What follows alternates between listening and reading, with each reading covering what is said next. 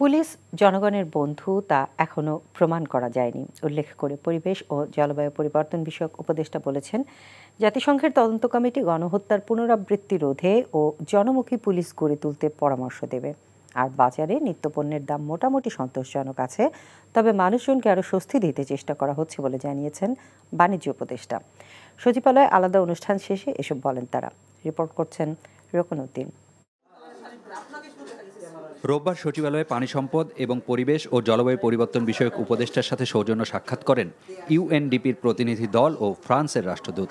এ সময় জীববৈচিত্র্য, জলবায়ু পরিবর্তন সহ চলমান প্রকল্পে সহায়তা অব্যাহত রাখার পাশাপাশি আরও সহায়তার আশ্বাস মিলেছে বলে জানান উপদেষ্টা।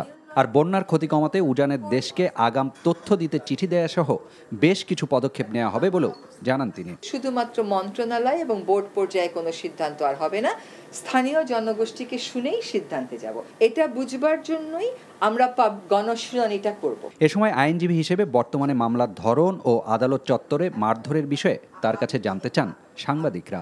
আমাদেরকে বিব্রত করার জন্য অনেক কিছু হবে।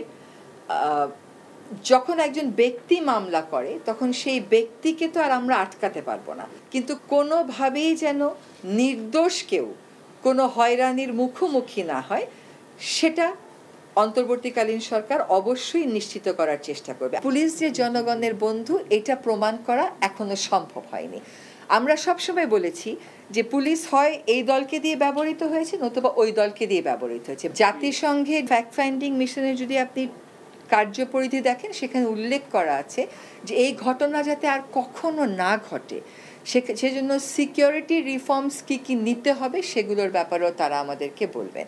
আর বিকেলে সচিবালয়ে পোল্ট্রি খাত সংশ্লিষ্ট ব্যবসায়ীদের সাথে বৈঠকে উৎপাদন বাড়ানোর ওপর জোর দেন বাণিজ্য উপদেষ্টা। জিনিসপত্রের দাম একেবারে খুব খারাপ বা হতাশাব্যঞ্জক না, আমার মনে হয় মোটামুটি সন্তোষজনক অবস্থায় আছে। এটা যেন আরো সন্তোষজনক বেটার হলো, আরো যেন সুখ হয়, লোকজন যেন আরো কমফোর্টেবল হয়, সেটা আমরা চেষ্টা। পণ্যের সাশ্রয়ী মূল্য নিশ্চিত করতে জাতীয় ভোক্তা অধিকার অধিদপ্তর যথাযথ তদারকি করবে বলেও জানান বাণিজ্য উপদেষ্টা। রকনউদ্দিন, এনটিভি নিউজ, ঢাকা।